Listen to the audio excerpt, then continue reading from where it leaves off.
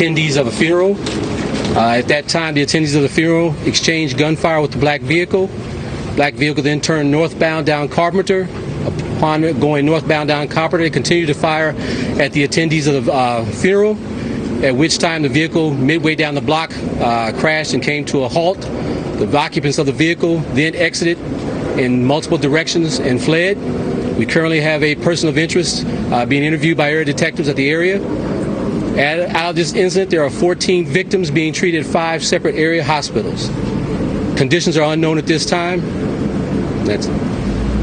We currently, the detectives will be conducting a canvass for the rest of this evening and early tomorrow.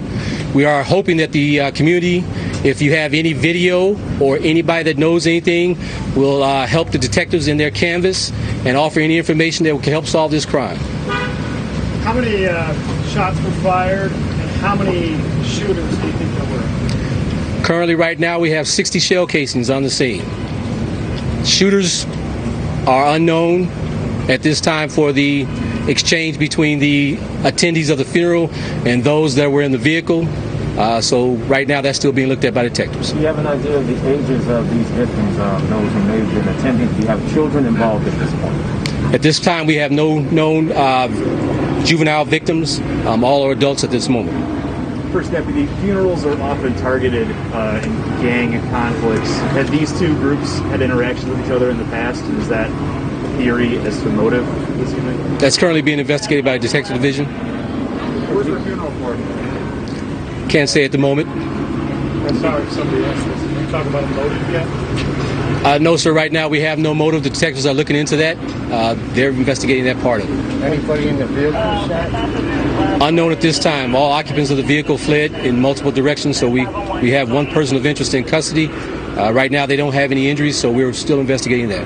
Sir, how shocked are you at the size, the amount of shots that were fired here, and the level of violence? It seems to be even more than what we're used to. Right now, the shell casings and the scene still being investigated, but we'll go further from there. And to be clear, you have multiple people. You have people in the black car shooting and those who were attending the funeral shooting. At any point, are any of your victims just people that were on the street?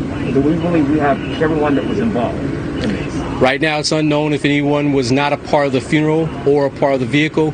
So out of the 14 victims, it's unknown right now if there were any innocent bystanders, so to speak, on the street that were in passing. Was there any police presence at the funeral before this all happened? There is a car that was assigned for the funeral. Why was that?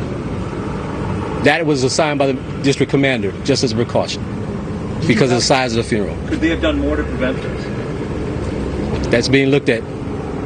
Was there prior knowledge that this was a possibility? Community activists say that they gave you guys a warning as recently as today that this was a real possibility.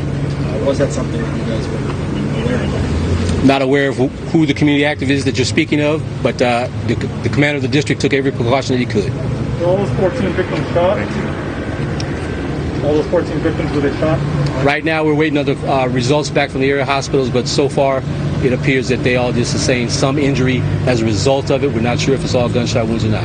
Thank you, everyone. Thank you. Thank you very much, guys. That is the Chicago police holding a press conference. We're confirmed now, according to the Chicago Tribune, 11 people shot earlier tonight, as many as 17, according to the alderman we have on. We continue with Senator Ted Cruz of Texas. You know, the president is calling this a war zone. Senator, 70 people shot this weekend, including a 10 and 11-year-old. I think it's 10 or 12 murdered this weekend. This is a war zone. And 60 shell casings, that police officer just announced in tonight's shooting alone. We don't have the total number yet. It's a